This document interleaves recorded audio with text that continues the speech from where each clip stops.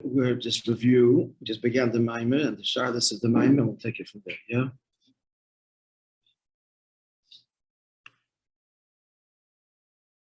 Okay.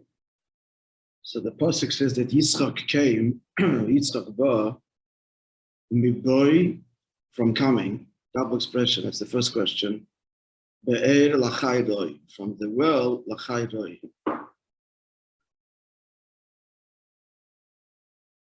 Associated with Hagar. He had actually was coming from reuniting his father with Hagar. And that's when he meets Rivka. So first of all, the double expression in the field there. So the question, the double expression of miboy, it's okay for Lashon. The Rabbi answered the question that this whole encounter is achana to the chasna of Yitzchak and Rivka, as he sees her, and then he brings her into the tent, and she's like Sarah. And as explained in the Maamar, starting with the Alter Rebbe, why the whole discussion of the Sichos Shalav the Ovis, the conversation of the servants, has such an arichis in Torah, and why it's greater than Teiros and Shalbonim, because this is the yichud of Ma'oban. The marriage of Yitzchak and Rivka, which is the Klolos Avodah, the whole purpose of creation, is the yichud of Ma'oban. So here we're reading that he comes from Be'er Lachaydoi to this yichud. So what's the in? You have to understand. Third shaila was why Yitzchak Dafka is associated with Tainuk. Why not Avram and Yaakov? Why only his Avodah? So much so that the loss of love is the Gemara says in Masechta Shabbos, we will only say that Yitzchak Ya'ata Avinu. Well, Gemara did that Avram and Yaakov, having failed to adequately defend the Yid. To understand this, first you have to understand the whole meaning of a be'er, of a well, which was the avodah of Yitzchak, digging wells.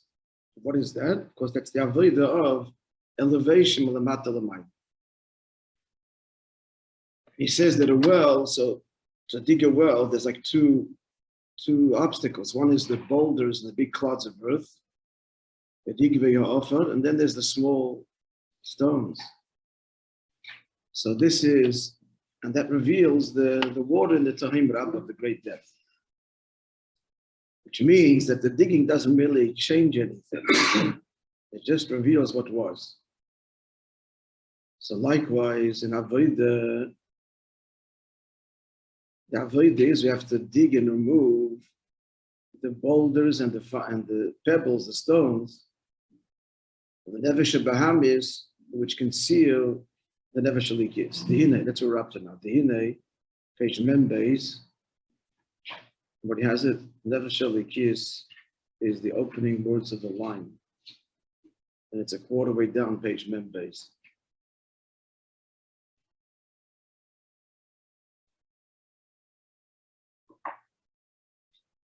The Hine,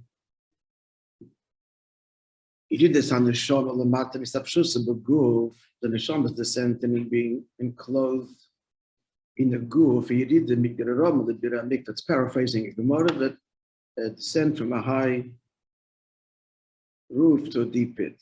So the Neshama said that's Milamayla Mischalkus Keiches Prati. The Neshama, it's an interesting statement that the Neshama itself is hiding Mischalkus Keiches Prati. And we know, of course, the Neshama has Esa Keiches. So the Pnimis on the Neshama is hiding that. The Chelik Alakami, Mal Mamish, is hiding its Chalkas Keiches Pratim. I once suggested, Ula Yeshleim, I didn't see this anywhere, but it's definitely true in the Indian. But the word Chelik Alakami Mal is, everybody knows, it's a pasuk in the Ear, it's not talking about the Neshama. It's just talking about the allotted portion that God grants a person. Chelik Alakami Mal.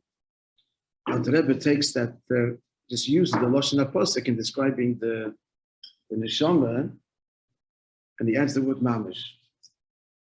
It's become a Posek, a Maamar Chazal in its own right. So much so that you know that someone's saying Kaddish, so before they say the Mishnayos, we found out that's what the Rabbi did when he did this. Before the final Kaddish, he would have no idea what this has to do with saying that. Separating this from the Mishnah, I don't know. Capone, everybody does it, but it's just to be noted that it's completely it's not a paraphrase. It's lifted out of context, and as at least bechitzonius, and used to describe the neshama. Capone, what it could be suggested is that the Alter is identifying the lamata lamaila as follows: chelik ilika, chelik is chalkus, ilika is memala kalamim. So that's one alikim. Alikim is lashon rabbi. Mimal above seviv kalam, transcendent, and mamish atzmos. That's true of the neshama. The neshama is rooted in atzmos and descends through seviv kalam, the whole process, into the guf. So he says here, maybe this is the pshat, that the neshama itself is high in chalkas koiches pratim, means the previous neshama.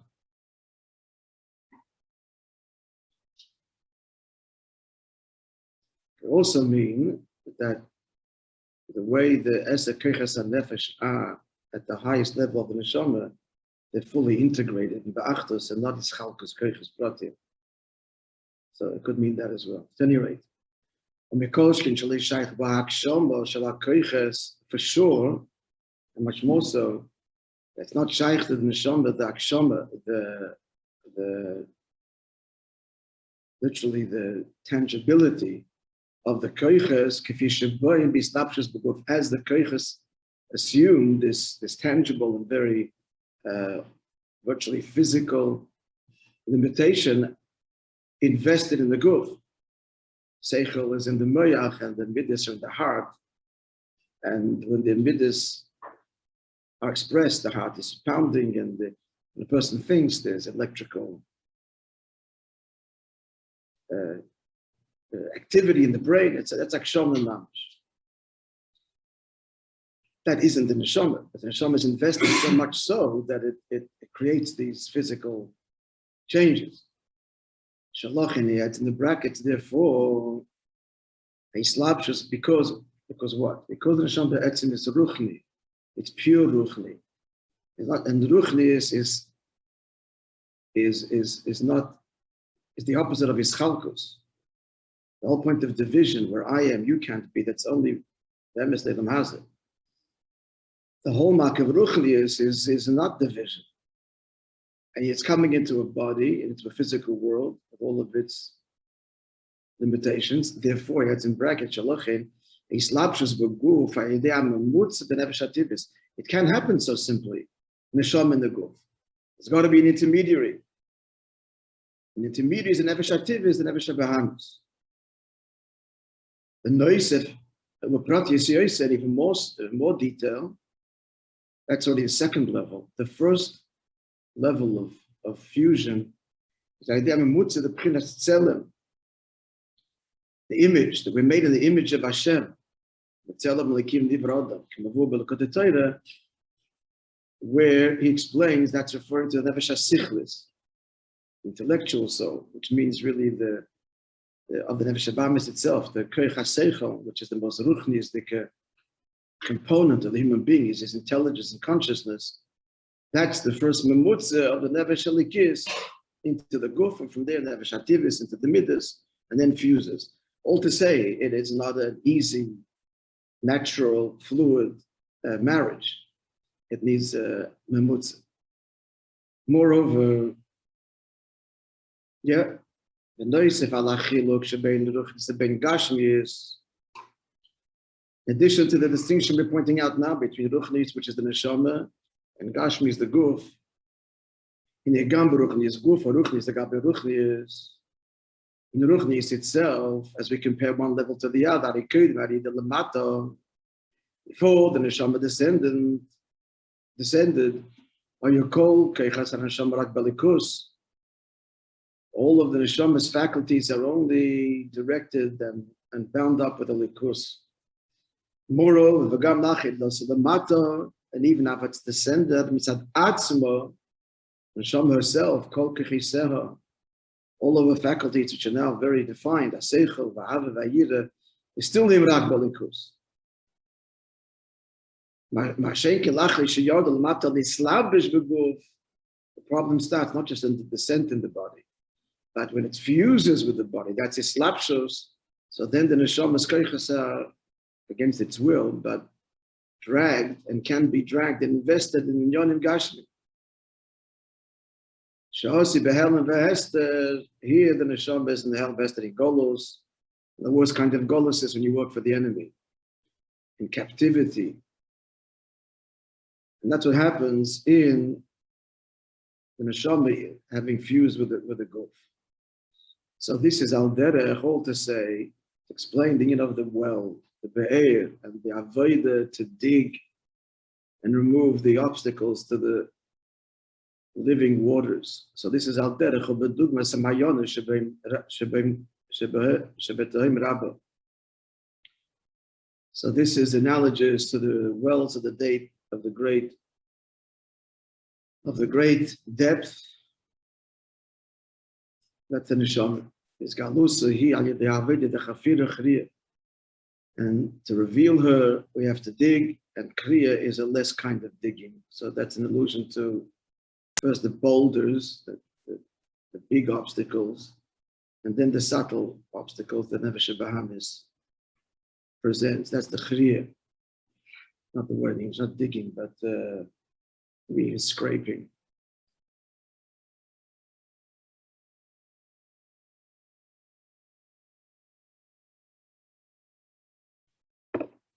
Heine continues here. We're 2/3, mamish 2/3 down the page. First word of page membase. Even before a person embarks on avodah, yes, and the neshama b'guf, the neshama is there. But it's concealed, and there's no benefit from her, like the wells of the great deep that are present, but of no benefit. The laws, and therefore, in other words, she's still a yid. It's a yid. But what benefit? What are you doing? What difference are we making? There has to be the avodah of the digging and the chriya kedei lahosir ha'alamas v'asteirim, to remove the concealment. Heino and yonim shebegasus, the very coarse concealment that Nefesh Bahamis challenges with. That's the boulders and the clods of earth. That's the chvira. The heino yonim shebedakas, and likewise the more subtle, the more refined concealment. V'hainu tells us what it means.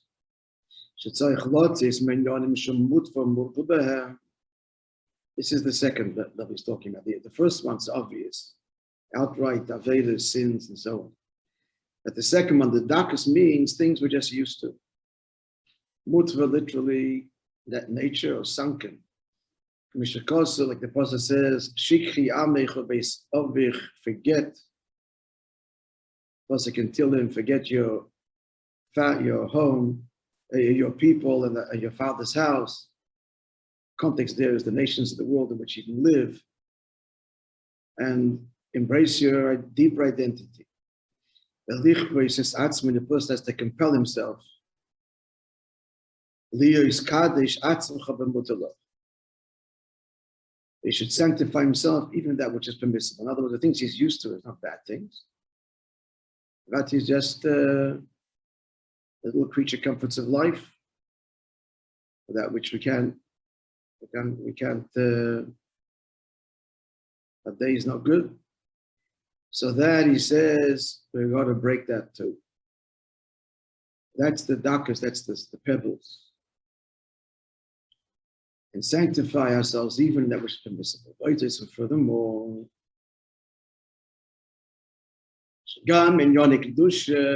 even so we think that avodah is done. Good. So he's fighting with himself and the grobe Sachen, the coarse things. He's even fighting in the more innocent indulgences. No. Even in Yonah Kedusha, sort of, even the Kedusha that he's doing, the good things, which can't fault, he's doing it up he's doing it right. He's to the mitzvah. Everything's fine and good. But the avoid has to be it's not it's his lifestyle. It's his nature, it's his lifestyle. And it becomes habit. So that has to be broken. That even in Kedusha, he has to toil, that it should be mitzad avodah.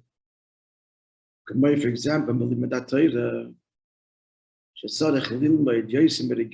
he has to push himself to learn more than his nature. For many of us to learn anything is already more than our nature. That's it. But at a certain point, it becomes the nature. So that guilt, that he not do it, so he doesn't. He explains there in Tanya that who's called the Gemara, who's called an Oved Elikim, is the one who reviews his studies 101 times. Because that was against the whole nature, and that's where Avodah begins. Likewise, mitzvahs. For example, the mitzvahs tzedakah. Shehi klolos kol mitzvahs. So Yerushalmi, that Yerushalmi refers to all mitzvahs as tzedakah. So there too, tzarech liyos, the tzaloshim of the poskim, referring to the bezdin, that the bezdin maisin ala tzedakah, the bezdin of the collectors, they compel people to give tzedakah. Now the word maisin just means they should see that it's done, but the implication is maisin dafke, make it happen, maloshin kriya, compel it. So a person has to push himself in tzedakah to do more than what he would naturally do, that which comes easier to him. Not finished yet. This was all the actual avodah, the medatayra, kima mitzvahs, tzedakah. Then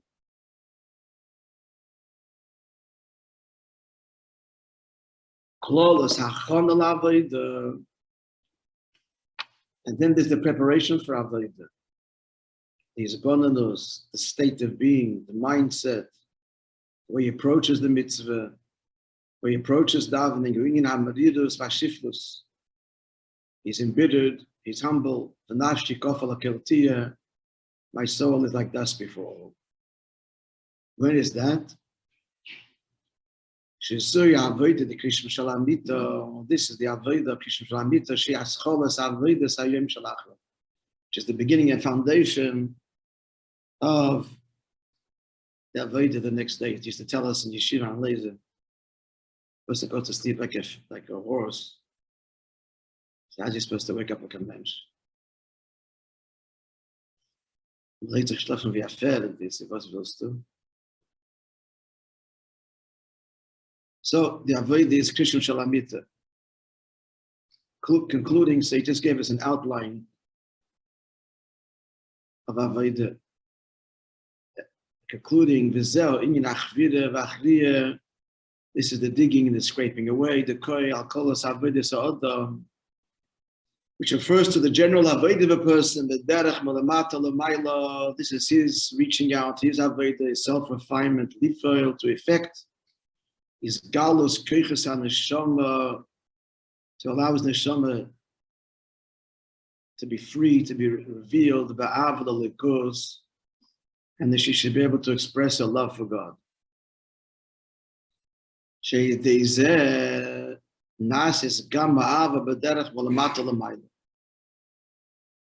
now that the Nefesh Elokis has this natural avodah, the natural love, but through avodah that he engenders. So this is the aliyah, the pearls, the Nefesh Elokis, that her love too is now as a result of toil, and it's malamata l'mayla, which the neshama l'mayla does not have. it learns the struggle by being in the struggle. Because the Nefesh Elikis is part of this whole process. It's fused with the Guf and Nefesh Bahamis. So the Nefesh Elikis now acquires an Ava that it's earned, worked. This is an Ava, not of water, which is Ava Betanugim, it's Malamata, water descends, and it's still, and it's quiet, and it's deep, and it's transparent. This is a noisy Ava, fire that's produced by the fuel being consumed, and it's longing and it reaches out. This is the Rash, the Gewalt, that the Nefesh Elikis engenders. And this is answering your question, or starting to, Ava the Yitzchak. This is all the Ava of Yitzchak as opposed to the Ava of Avram. His is the Ava of fire. He's the sacrifice, the consummate korban, sheklolos avedosi, bechvides habedos. His avodah is the digging of the wells, v'derech v'lamata l'mayla, the dogged toil from below to above. It's explained also, the distinction between the love of Avram, the love of Yitzchak. The love of Avram is Ava Kamayim, like water. Kamayim, like we say in Shmini Atzeres, we said, Filas Geshem, Scheur of remember the Father, Nimshach Acharecha Kamoyim, that was drawn after you like water, referring to Avram. Sha'av is this is an Ava that comes from the Nefesh Elikis, amidst natural state, and it descends, and he feels it down here, but it isn't through toil; it's through Gilim Milamayla. Like water, whose nature it is to descend from the higher to the low. However, this is like tongues of fire, flames of fire.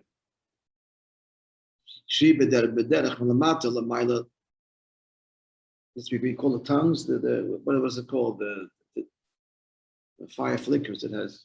It's a word for it. They're different. Tongues of fire. Yeah, that's what they're called. This is from low to above. And that's why Yitzchak is called Yitzchak Hashem.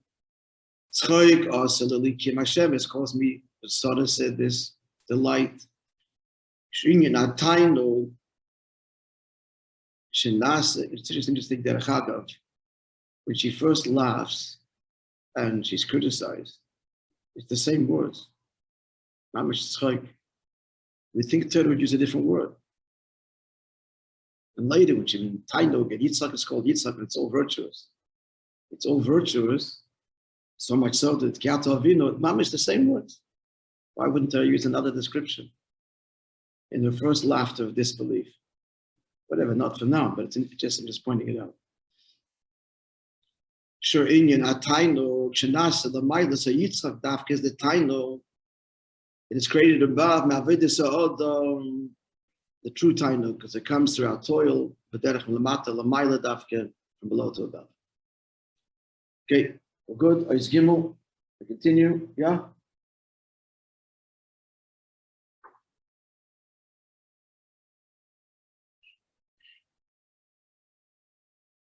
This mime is interesting because very avoided till now.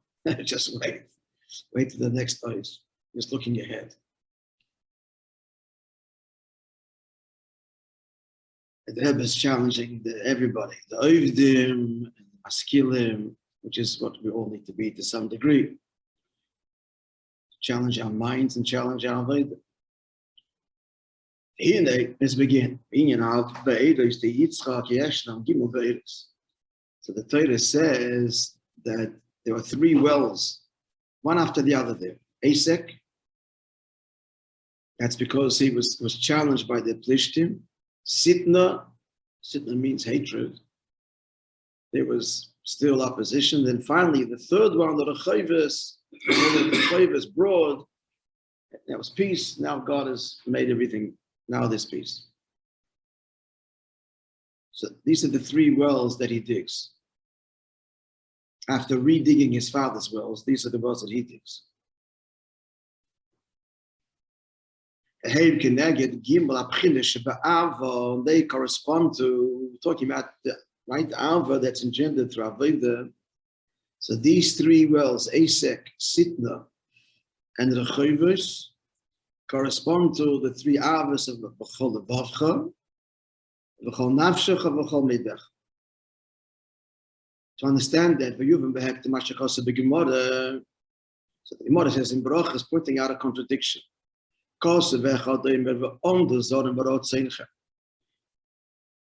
That foreigners will arise and pasture your sheep. You won't have to do it. That's a pasuk in Yeshaya. Then another pasuk in Parshas Eiked, which is the second parsha of the Shema, says, you shall gather in your grain. So do we do it, or it's done for us? The Gemara answers, is speaking about when Yidden fulfill the will of Hashem. And other staka will take care of the Dvarim Gashmi. The Khan and the pasuk in Parshas Eiked, bisman she'ein ois nitzin yishamak. Therefore, you've got to gather the grain yourself. Then Yidden themselves will have to be engaged in panos. The Magid asks,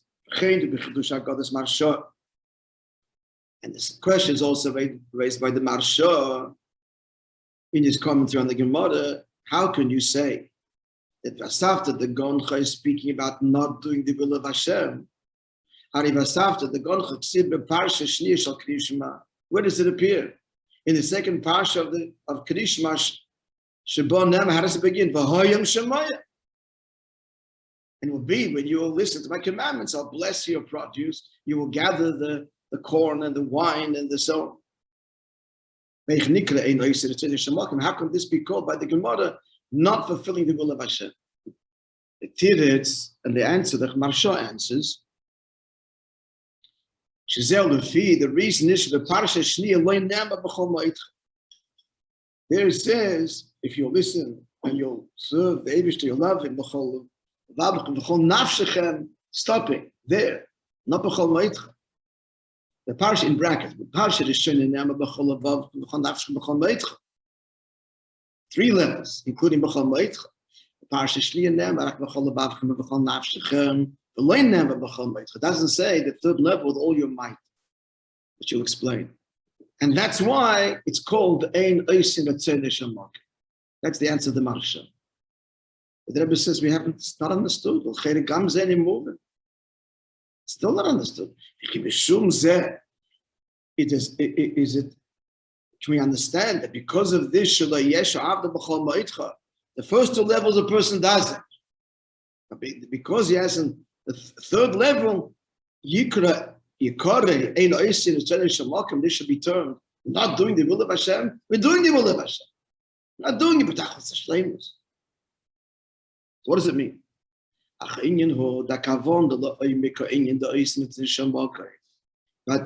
the Indian is, the intent here is, when we say we mean the depth of those words, who make the rotzen of the mocker, of the omnipresent.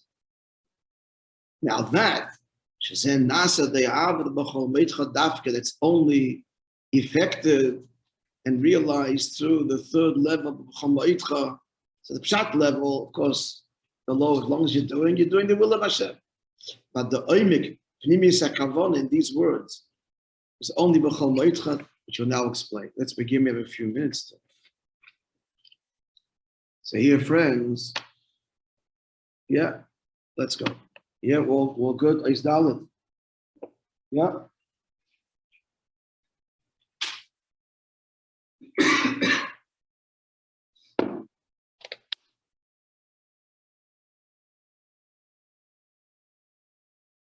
So what are we explaining now? It's explaining now, right now, the three loves, specifically B'chol Ma'itcha, and he'll explain how it corresponds to the three wells and the names of the wells.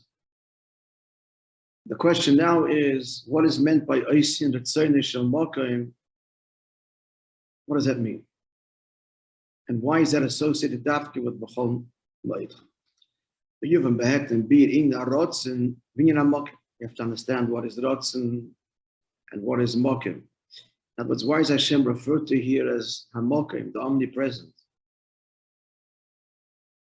Many ways to refer to Hashem. And you have to understand, being in Oisin, that's right, first those two levels, and what is meant by making the Rotzen Shemokim. Let's begin the journey. Rotzen u'makif. Rotzen is a transcendent level, b'chinas soivev, right? As we know, b'nefesh ha'adam, that the willpower is a transcendent force that is not filtered or justified by the koiches pnimiyim, and willpower can assert itself on seichel, on midas, on behavior, at will, and is equally beyond all of them, all of the conscious faculties. So it corresponds to the Maila Seviv Kalam. Mokim place, B'chinas Mamale. Place implies already place, meaning not transcendent, but the opposite of transcendent, which is immanence. The Lakamon, as we will presently explain. We're giving the outline. Making the will of the omnipresent is the fusion. This is the whole avodah of uniting Seviv and Mamale. This is the whole purpose of avodah. And it's known as Seviv Mamale translates, or is reflected in Hashem's names.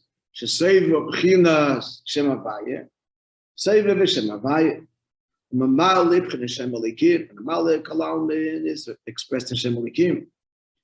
Okay, therefore, Yichud Seviv Mamale is inyan Yichud Havaya Elikim, uniting Havaya Elikim. Shal Zeis, as we learned earlier, Da Klola Da Yiraisa. This is the whole principle of Torah. It's all to bring about the fusion of Havaya and Elikim. Okay, when we begin this, and we'll base Hashem tomorrow. What's today? The Sefer Mamale, we're going to learn now, friends, is a classic demonstration of everything in Chassidus is relative. And we explained why. Because all of Alikus is at the end of the day the expression of the one God. So the one God and the oneness pervades everything. Number one. Number two, by divine design, the whole kavanah is dir b'tachtonim. That's what Hashem chose. And therefore, the very first ingredient, as it were, to create the dir b'tachtonim is the notion of division.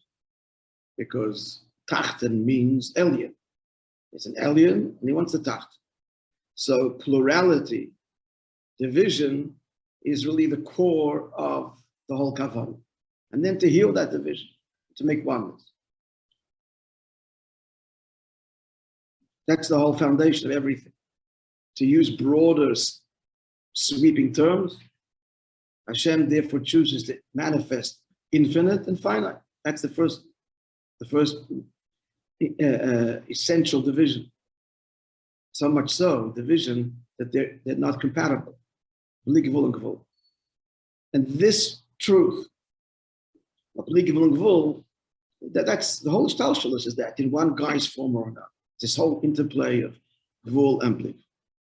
That's the Yichud of Kutchabrich. He's going to trace it through, level higher, probing deeper and deeper and deeper. This Yichud, different words, different levels, different language, but it's all one Likud. But Hashem is making it complex and with different guises, because in the Tacht and Gufa, it doesn't just want finite.